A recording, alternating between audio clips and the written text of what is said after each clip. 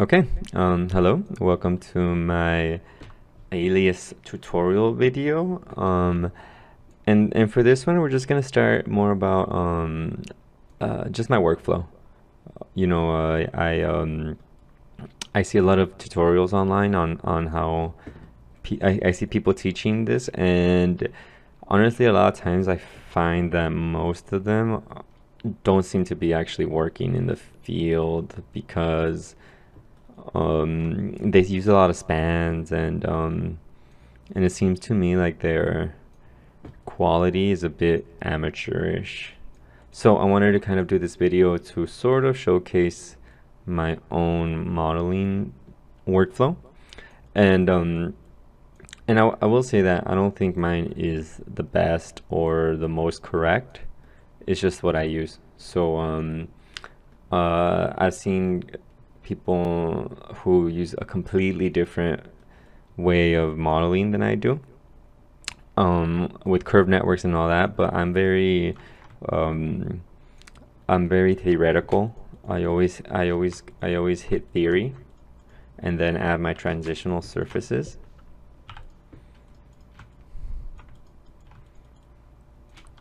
And I do a lot of manual CV manipulation too, which I'll showcase a little in later videos. This video is more just a general overview of how I do what I do. And then as you can see, my UI is very dark because I think it's better for your eyes to just try to darken everything, and then so that you're only seeing, if I'm modeling, you know, I'm not seeing a sea of white. All the details are the ones that are stronger, you know, and it's always it's easy. It's easy.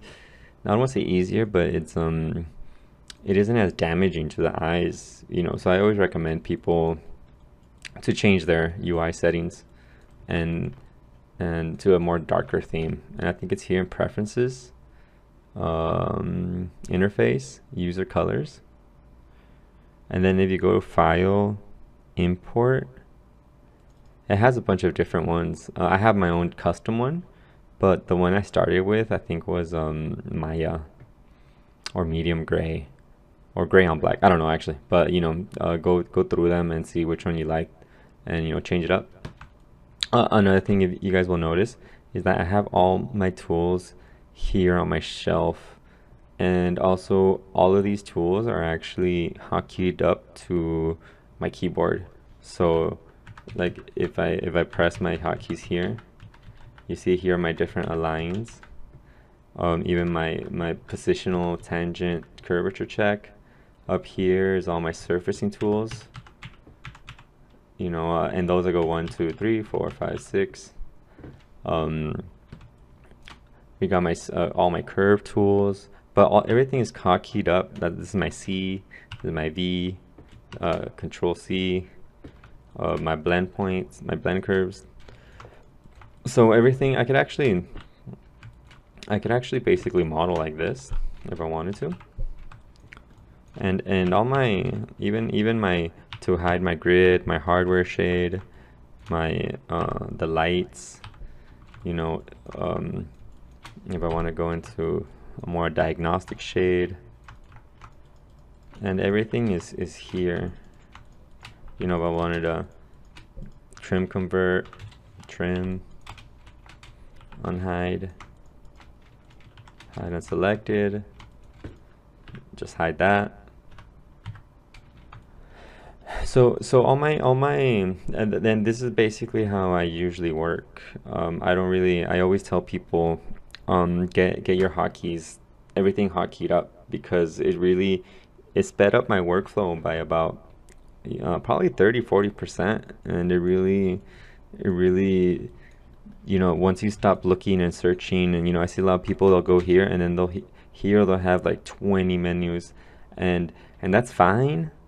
But to me, once you just hit a key, it's like, you know, there's no errors, there's no nothing. You know, you could just kind of go at it.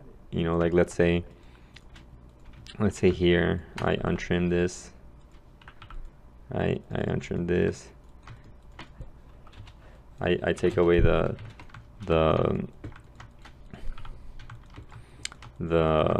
trim on surface, and if I go like that, see, now I don't have anything. But since all my tools are, oh, whoops. Since all my tools are hotkeyed up, I don't really have to think about anything. And here I could even, oh look, there's a span here, or is it?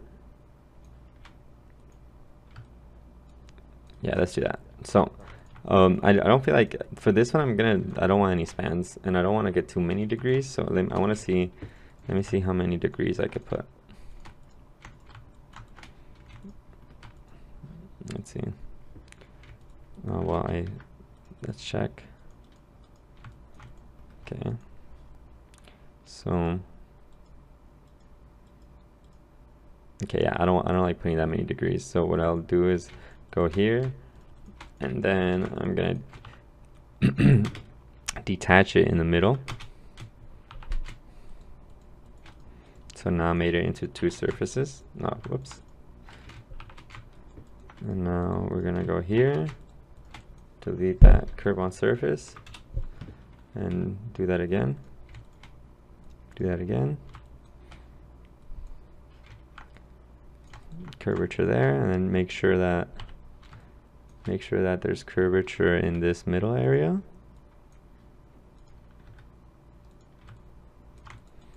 And there you go. There's a slight error with oh whoops. Then my W eliminates the curve, the history, and that's what you just saw right now. And there's a slight error in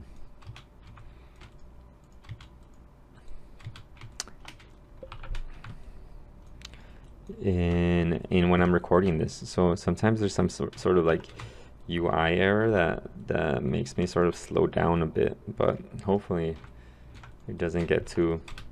I accidentally deleted that that curve on surface, and then right now, as you saw right now, I just quickly and see I deleted this one in accident too.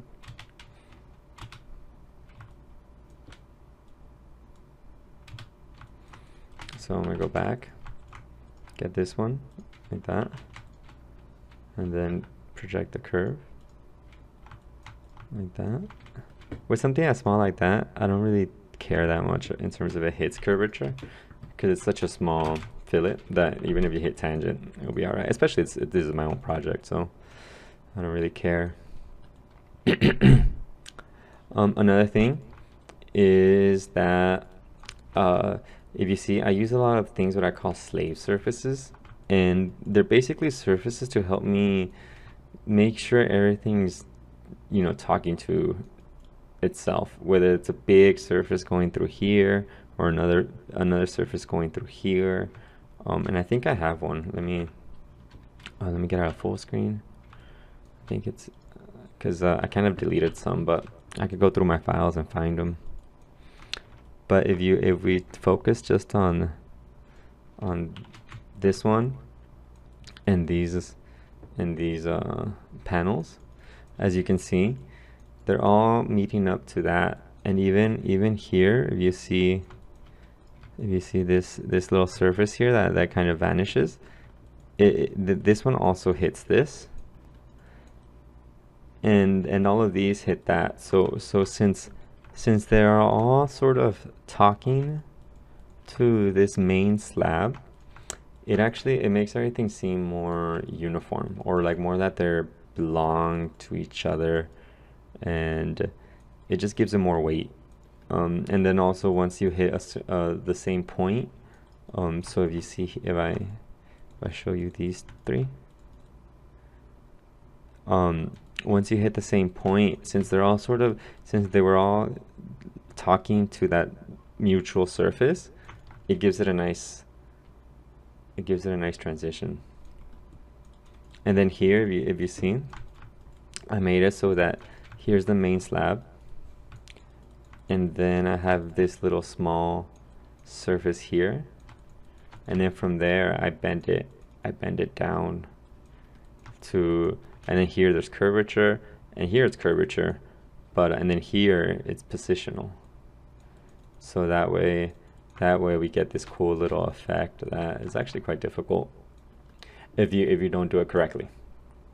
But as you can see, I never did this one. So I'll show you guys how I quickly do something like that. Oh, my clipping plane is a little.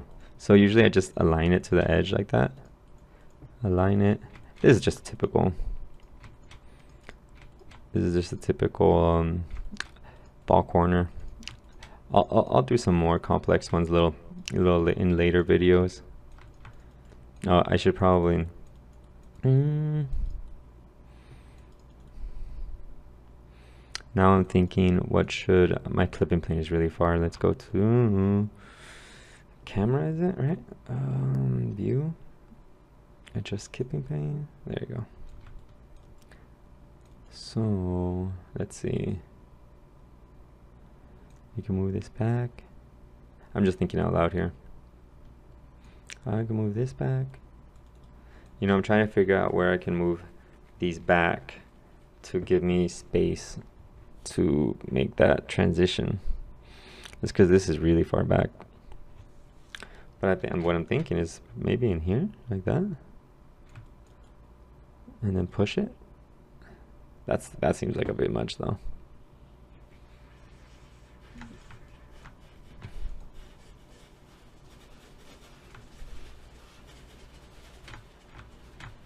No, I don't like that. Actually, I'm actually thinking that it might be just easier to sort of do this. I don't usually put a surface like that, but oops.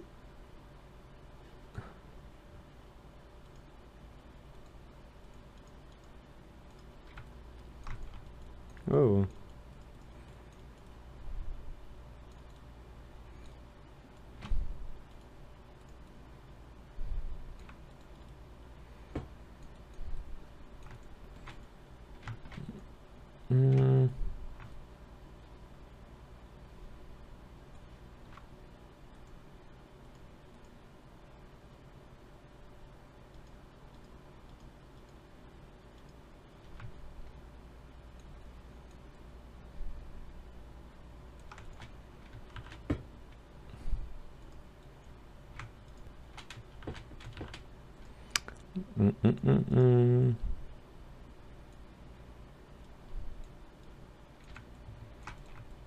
Okay, and then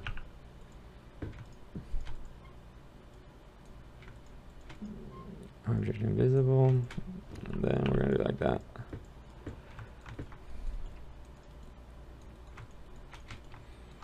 Okay, so I don't look exactly perfect.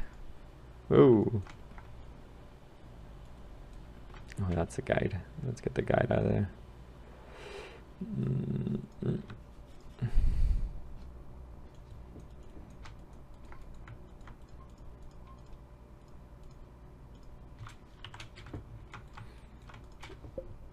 Oh, I forgot this one, I think.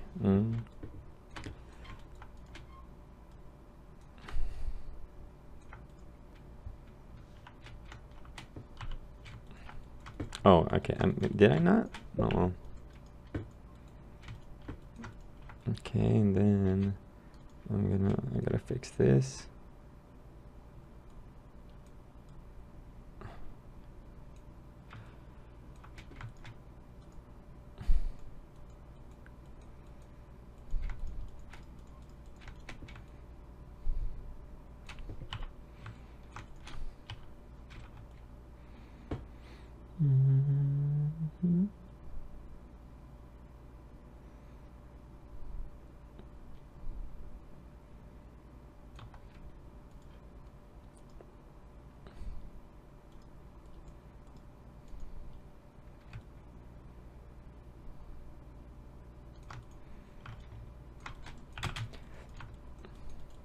And then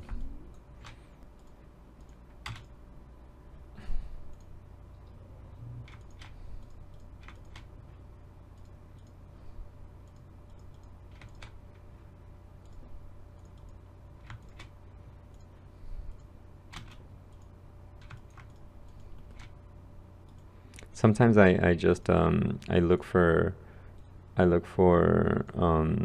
tangency first and see if that's enough to give me curvature in the middle. And actually, since this is really, well, I'll keep trying, but oh, there you go.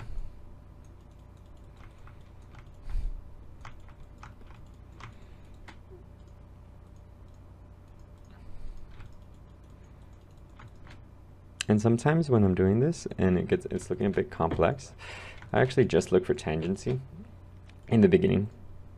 Just because I am trying to make the minimal amount of movement without like upsetting them too much, because they tend to get upset a lot.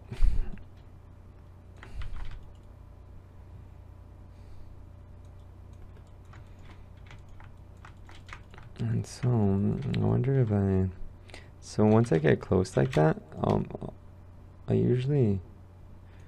might even do some custom.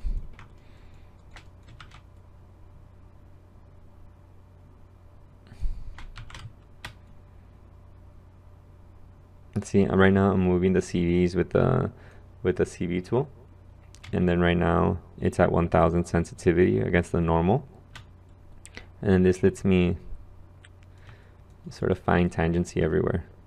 And then here,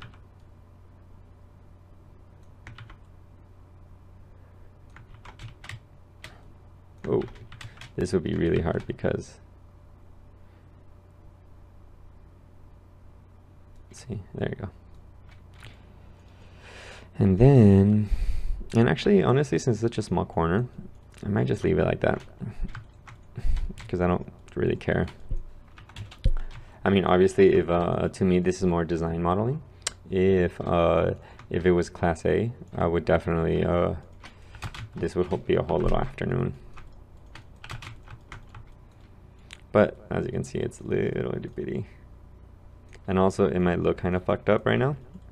I know it does, but I'm gonna save this. Let me save it, and then we'll call this actually we'll call this VR lesson. We'll call it Electra lesson 1. And because what I wanted to do is, there you go. And the only reason why it doesn't look perfect is because of my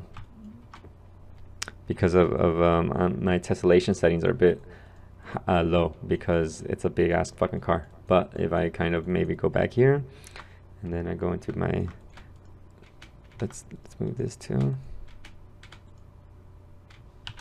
that, and then we go here and our tolerance, we go to like 0.001.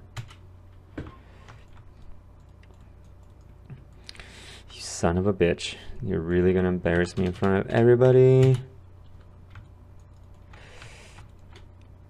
I'm joking. I don't actually care. Oh, this is another one. Look. There you go. Sorry. Actually, I don't know, like, I thought I had deleted it, so I built it again. So let's see if this one actually works now. There you go. Okay, that's the other one.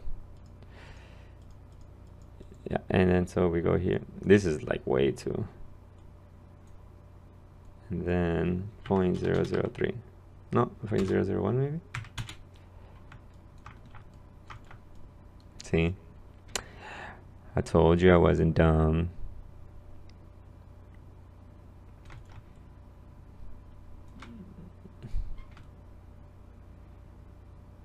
Cool.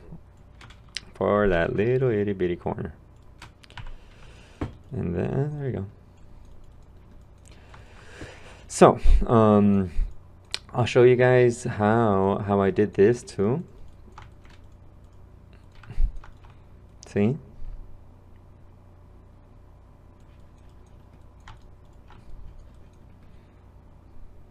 And I'm actually gonna go back to theoreticals and rebuild some of these because I've been wanting to refine it even more.